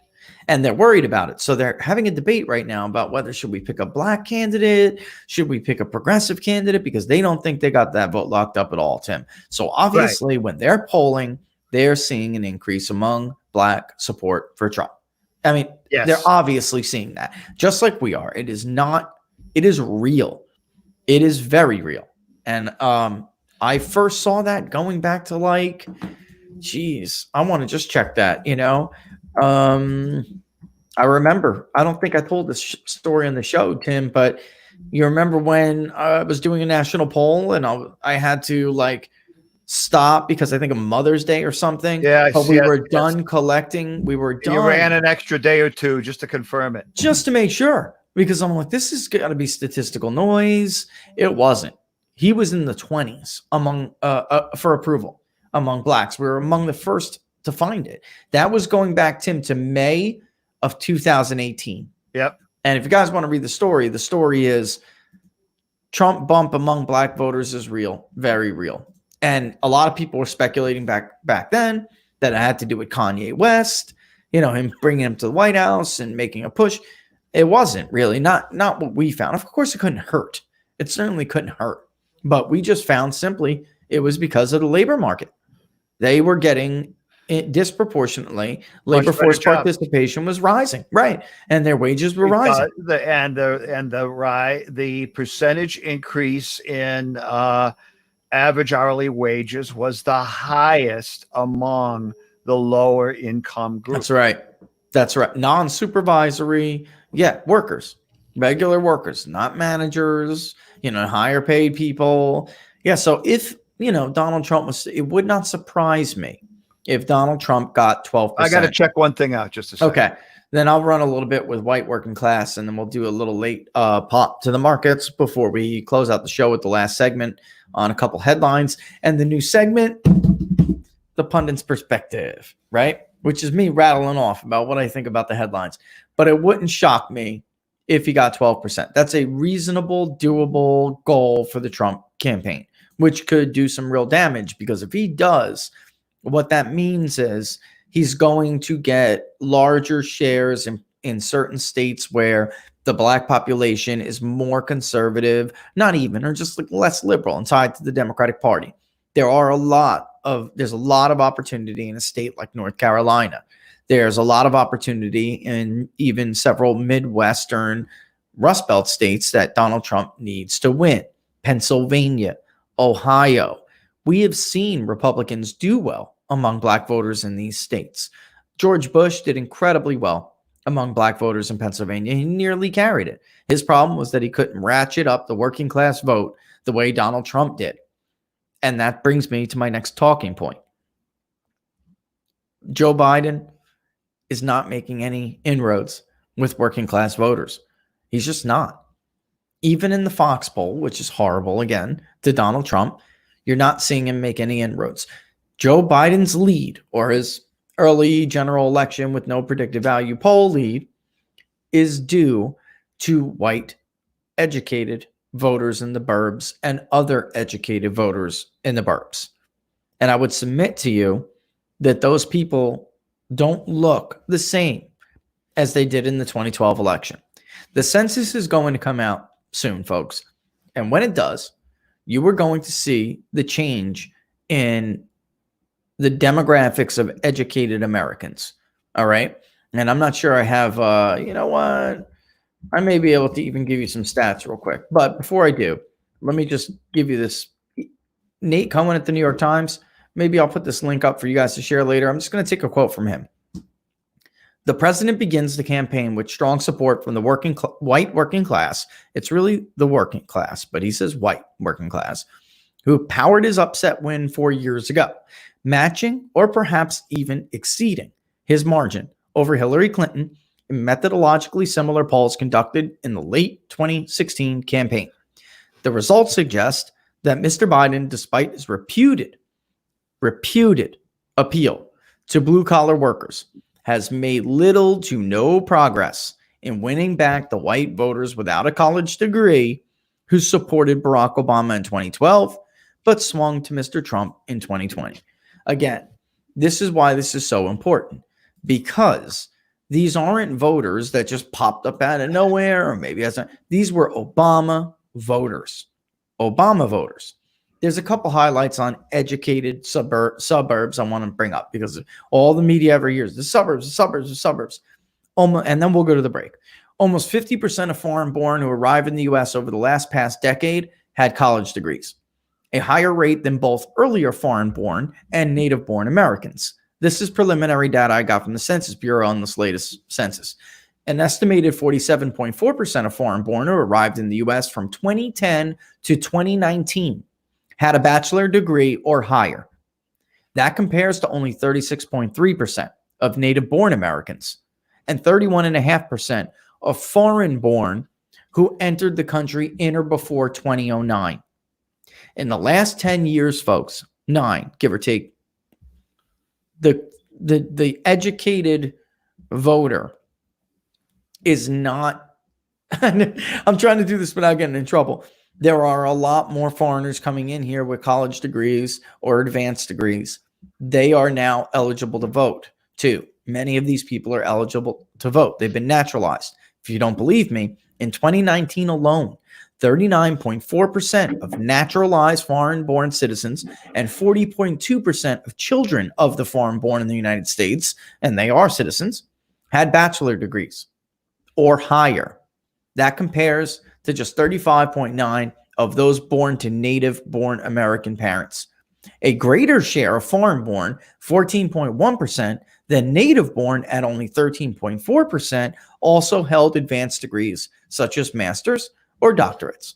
My point is, before I go to the break, to talk about like Trump is losing the educated voters, Mitt Romney won, is a lie. Just 10 years ago, it looked a lot different. They looked a lot different. We're not talking about native. These are huge numbers of people, folks. Huge numbers. Huge. And there'll be more on that. I could spend a whole segment on that because I got so many more data points from that. But before we do, let's do the spiel, do the break, come back, talk about some headlines, pundits' perspective. I really want to give a shout out to somebody who's been in the news, and I don't want to miss it because what she did was, I mean, she's a patriot. She's a patriot. But here we go. 11:35 Wednesday, May 6th. You're watching Inside the Numbers with the People's Pundit. I'm the People's Pundit, Rich Barris. You guys can follow me at Peoples_Pundit on Twitter. I'm joined by Tim the Source Anderson. You can follow him at TJ Anderson1 on Twitter. If you guys are watching YouTube or just got there, don't forget to subscribe. All right. Let's get that subscription number a lot higher. And for people who watch on Facebook Live, or even if you don't, you guys can go ahead and do crossover subscriptions anyway. Like the page on People's Pundit Daily. If you watch on Facebook, you don't watch on YouTube, still go ahead and subscribe to the page. Well, you certainly can't hurt trying to hit those things. And if you guys are on Periscope, you should go to YouTube where it's better. But before you do, don't forget to give us hearts and don't forget to follow the account that you watch on Periscope. Ultimately, the best way to support the show, it's how we bring you the show. It's how we bring you all these crazy graphics for the show. How we sponsor polling is to subscribe to People's Pundit Daily. And you can do that by going to peoplespunditdaily.com and subscribing, or you could go to ppdnews.us/subscribe. That'll bring you right to the subscriptions page. ppdnews.us/subscribe. And thank you to everybody who has done so since this show started over the last few weeks. We love you for it. I'm going to give you to Tim for a few minutes while he gives us the market update, and then we'll take it out with some interesting headlines and characters from the news. All right, Tim, what's going on out there? Well, markets have reversed a little bit. We're close to lows of the day, but still just fractional declines. The Dow is down 30 points. The S&P is basically flat. And the NASDAQ is up, still having decent gains in the NASDAQ, up 0.9% Oil is slipping further to the downside. It's down 7% on the day. That's not a big number just because oil is at trading between $16 and $18. And really, I just think what we're seeing is more resistance, technical resistance in the market as you make any attempts at getting toward Dow Jones 24,000, S&P 2,900. Now, the NASDAQ is having a good move today. It's up around the 8,900 level. And if it were to close above 8,900, you'd have those headlines again that they're within 100 points of 9,000. Clearly, NASDAQ is a beneficiary of the any of the what I call the internet delivery stocks, anything to do with online purchasing, online viewing, streaming, et cetera, that includes Google, includes Netflix, includes obviously Amazon, but also Microsoft and Intel from a support basis. So NASDAQ's the leader right now, and the big information technology names are driving the truck there. And they're driving the train, truck, whatever. Yeah, so they're driving everything. So for a day though, Tim, where we had that ADP report come out, then just more evidence. Like I said, the longer this goes on, then we'll start to see trading on data again. But and I think compared to yesterday, we're trying to get back. The markets have been in a very tight range all day. Yeah, long. Right. Compared to yesterday too. Right. Yeah. And it was like the last 45 minutes compared to most yesterday. of what we've seen the last 6 or 8 weeks. You're talking about the S&P has been It's been up 0.2%. It's been down 0.2%. Those are very fractional moves for the averages if that were to hold out throughout the remainder of the day. So I want to talk about a few stories here. All right. And that's going to give us a little pundit's perspective for the day, right? First of all, let's talk about the models first because I don't have that much time. Pundit's perspective, Murray and his models are frauds. I'm talking about Professor Murray at the IHME. He is not, he's on Martha McCowan. I just can't take it anymore. This is the second time, maybe a third time I've seen him on it. And he keeps telling Martha, who presses him on the failure of his model at the IHME. They revised big time over the weekend, Tim. They went up to now we're back down to 131. I mean, the model was saying 60,000, then it shot up to 145,000. Now we're down to 130. It initially started at 240,000 or the range. This is, and he goes on to Martha McCowan and he tells, he sits there and she's pressing him and she says, runs a clip from the president, which criticizes the models and says, these models have been wrong from the jump. They come out with new models. Those models are wrong. They're all revising. In truth, none of them know what the hell they're doing, right? And he says, I think he was talking about the Johns Hopkins model, which is now I heard that, yes, taking a beating. No, he's talking about you fraud. Right. This is the truth. And I finally heard Dr. Siegel say it last night on Tucker, and it was like a bell went off for me because this is what I've been trying to explain. We even did a show on it. Remember, you always hear this saying that models are only as good as the data that you put in them. That is only half the story, though. They're only as good as the data you put in them, the assumptions you make about them when you use that. What is it? What dictates what that data, shows and reflects? And then he goes on for at least the second time I've heard it to compare his model to hurricane forecasts. I've had it with this guy. Okay. We happen, if you guys are new viewers to PPD, then you don't know, or new readers, we cover hurricane forecasting. We put every single hurricane forecast together, and we're not meteorologists, but we'll talk to them. We speak to the National Hurricane Center in Miami when we're in Florida. So it's a big thing for a lot of our readers, and all up and down the southeastern coastline. Meteorologists at least know, what pressure changes in the storm, what troughs and ridges, they at least know what these variables will do to the storm, meaning what changes come with them or how they move as far as a ridge or something, for instance, like a low, right? They understand that these pressure changes and these patterns for ridges and troughs create highways for the storm to go in. That's how they try to accurately forecast the cone of the storm. They know that a pressure change in a hurricane either tells you that the hurricane is strengthening or weakening. The difference between them, even though they can get it wrong, it happens, but they're usually within the ballpark. Murray to compare what he does with them is an insult to meteorology and hurricane forecasting. They know what those variables do to their models. He doesn't have a clue what social distancing or mitigation strategies mean for the infection, the spread, any hospitalizations, all the other fake numbers that he puts up there in projections. The man is a fraud. He is a total fraud. So is his model. And I'm tired of him going on Martha McCowan and trying to pretend like he knows what he's doing.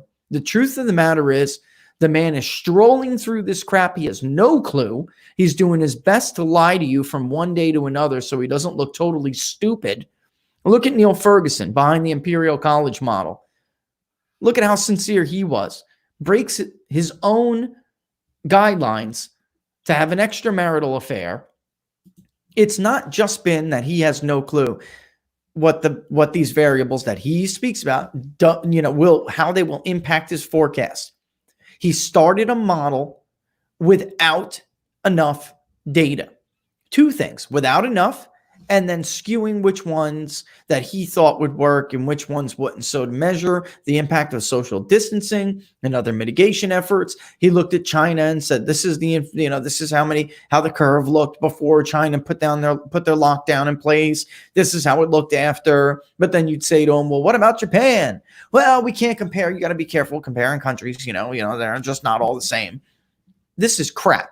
He cherry-picked which countries would support his view, and he excluded others that did not. He then took those to make assumptions using inaccurate and incomplete data, all to measure the impact of a policy that he had no idea how to measure. That's the truth. This was never a credible model. And I don't even blame John. Johns Hopkins is the one taking all the crap now, Tim. At least they admitted. If you go back and you look at their second revision in February, it's like early February, they admitted that they wouldn't really be able to gauge or know how to gauge. Like, this was an exercise, not something to build public policy around. This was an exercise in trying that, to forecast the spread of this thing and to forecast burden estimates. He is a totally different story. He toured, every news outlet to try to tell people, pretend like this was like gospel and we should take it as gospel. It was garbage, not gospel. Garbage, trash, something a overeducated, head inflated nobody like Dr. Murray does to make himself feel more important than he is with his spare time. That is what this is. And there should be consequences. And Elon Musk said that on Twitter the other day, Tim. Absolutely right. There were consequences for the rest of us. There are millions of Americans. And I don't view the John Hopkins model as theirs is not just a model. It's really a dot plot. It's really an expanded national dot plot as much as it is a forecast. It's much more just historical. These are the outbreaks of the cases, and here's where they are. That's right. I know they built in some projections also, but that wasn't the central focus of what they were doing. And they didn't push them like with an agenda, Tim. They didn't. And they were their forecasts and their updates. Go and read them, folks, if you haven't. They at least qualified their forecasting. Whereas, others like Murray and Ferguson, the IHME model was kind of new. So that's how they were allowed to get away with this. But somebody like Ferguson should never have been taken seriously, Tim. He has made huge blunders in the past. Several, I can't remember the number, but he forecasted some ridiculous number for the bird flu pandemic. He had millions and millions of people. He was off by like 100% or something crazy, some crazy number. And it's not, that too was not the only time he's made a mistake. IHME, those guys have a lot of powerful friends. Yes, Murray has his job because of Bill Gates. I don't want to go down that rabbit hole, but yes, that's true. And in the end, though, they were able to sneak through the cracks, and they were the ones pushing the biggest agenda. Bottom line is here, Murray and his model are frauds. They're not making mistakes. They made a mistake even coming out with a model like this. That is their mistake. And Musk is right. There should be consequences. Somebody like, for instance, somebody like Shelley Luther in Dallas, Texas. She's got consequences. That woman got 7 days in jail, Tim, for opening that hair salon. 7 days in jail, even though within 2 days she'd be able to open that salon anyway. Somebody like Shelley Luther had consequences. And for those of you who don't know, that is the one making the news for responding to the judge the way she did. He called her selfish, and she said, "I have to disagree with you, sir, when you say I'm selfish, because wanting to feed my kids is not selfish. If you think the law is more important than feeding kids, then go ahead with your decision, but I'm not shutting the salon." That woman is a patriot. That's a patriot. And people like Murray and his fraud model hurt people like her, like did real damage to somebody's life and financial situation. I mean, I'm over this. I got to tell you guys, I don't even know why Martha McCallum's having that guy on anymore, Tim. Honestly, this should be done. I think the president said it the best. I really do. I think the president put it the best. Just to answer because we only got a few minutes, just to answer some questions. I will in a second. Just give me the last thing I wanted to talk about. Attorney General Barr, at least on these issues of religious freedom, which makes sense to me because the Justice Department has been under Trump and with William Barr, they have been joining a lot of these cases and signing onto these briefs of people challenging government actions that could be seen as infringing on religious freedoms. And they, if you remember, Barr gave a warning about a week ago to some of the governors saying, don't overstep because I'll come knocking. Don't overstep. And yesterday they sided with a church in Virginia who is suing Governor Ralph Northam after police threatened to jail him and give him a $2,500 fine for violating lockdown restrictions. That was for holding a service on Palm Sunday. Another one, by the way, was a drive-through service, Tim. A drive-through service. Right. Which doesn't even make any sense. It doesn't even make any sense. Right. And so in a statement, Barr said, if a state or local ordinance crosses the line from an appropriate exercise of authority to stop the spread of COVID-19 into an overbearing infringement of constitutional and statutory protections, the Department of Justice may have an obligation to address that overreach in federal court. And that is what he has now begun to do. So that's Lighthouse Fellowship Church in, I'm not even doing it, Chincoteague Island? I don't know. And then there's also another case in Greenville, Mississippi. That's Temple Baptist Church. We have a temple by us where we're moving. There's a temple church. Police over there were issuing $500 tickets to congregants because they were in their car in a parking lot. Again, this was drive-in service. And the William Barr, in response to this one, said, today the department filed a statement of interest in support of the church in Mississippi that allegedly sought to hold parking lot worship services in which congregants listen to their pastor preach over their car radios while sitting in the cars in the church parking lot with their windows rolled up. Right. The city of Greenville. It's just unbelievable. Tim, I mean, this is crazy. I don't have to finish reading. You can't make it up. I don't have to finish reading Barr's statement.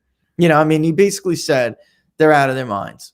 This is out of their minds because some of this stuff, this is another big issue and this circles back to what we were talking about before with Trump and black voters.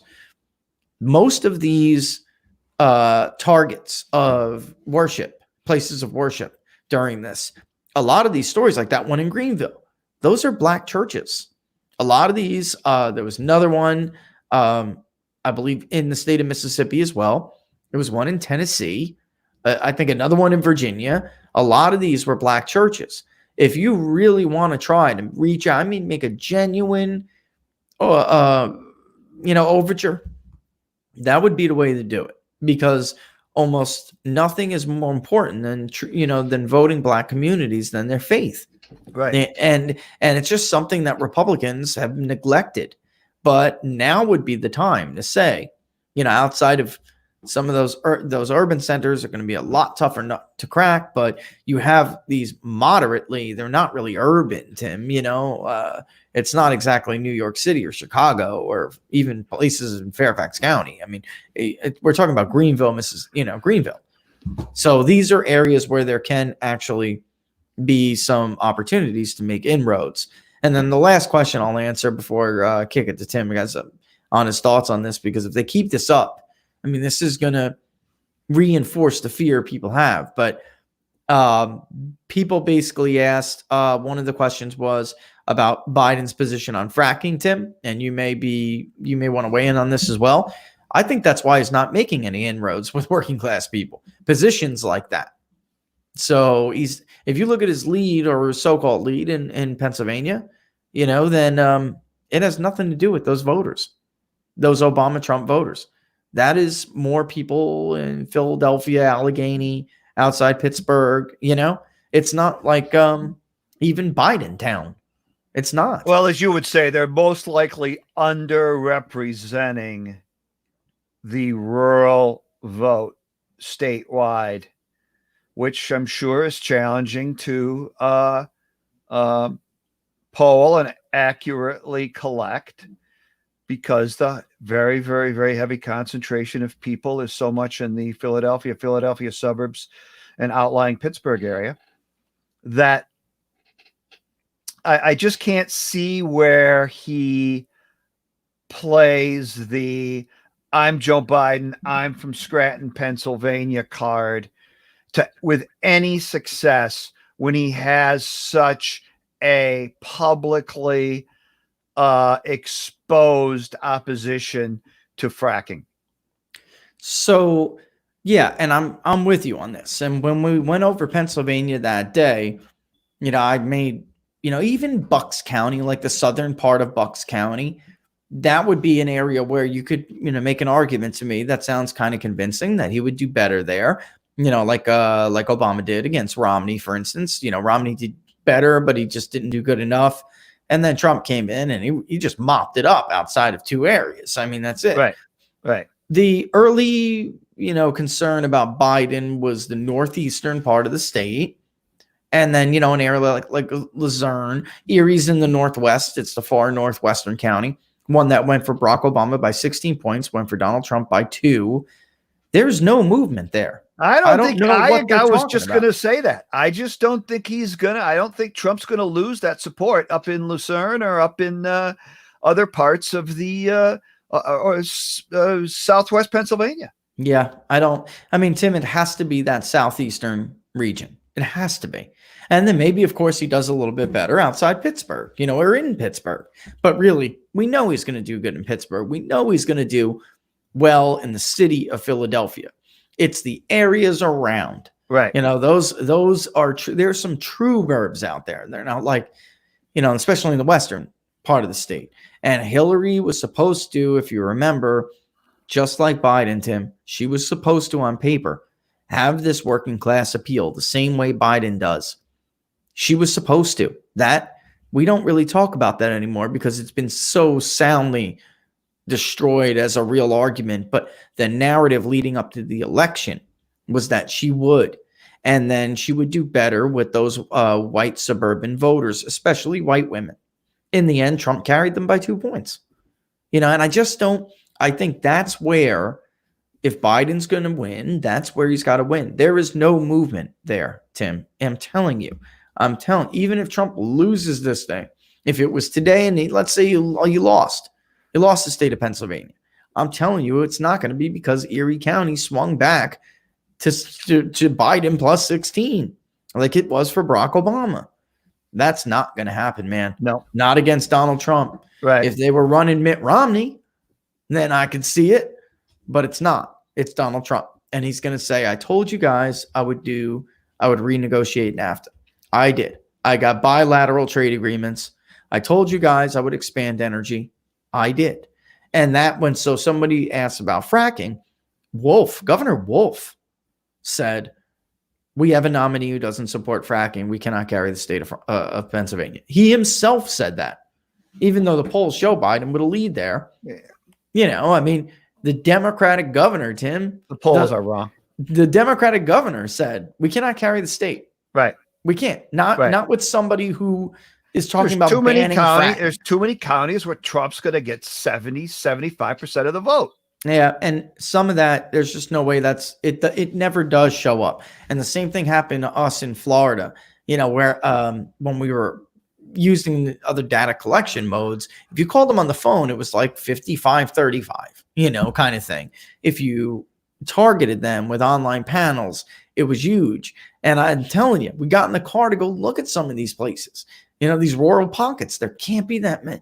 It can't be this heavy over here. Then you'd get to a place like Micanopy, and there's like swamped. It looks like Trump headquarters in this little rural town, but I just don't see it. I don't see it. That's a great way to take the. Go ahead, though. Finish. I mean, the only thing I was going to say is Selena Zito will tell you, and she wrote the book, The Great Revolt, that the only reason people in the outlying rural areas of Pennsylvania took down their Trump Pence 2016 signs in their yard was to put up their Trump Pence 2020 signs. Yeah. That's a good way to put it. It's a great, let's close it out with that. All right, folks, listen, thanks for watching again. Join us back here tomorrow at 10 a.m. Eastern Standard Time. And if don't forget to, before you peel on out of here, don't forget to subscribe to the YouTube channel or like the page on People's Pundit Daily. And of course, the best way to support us, folks, is to subscribe to People's Pundit Daily. Go to ppdnews.us/subscribe, and we will see you tomorrow, 10 a.m. Eastern Time. All the best, folks.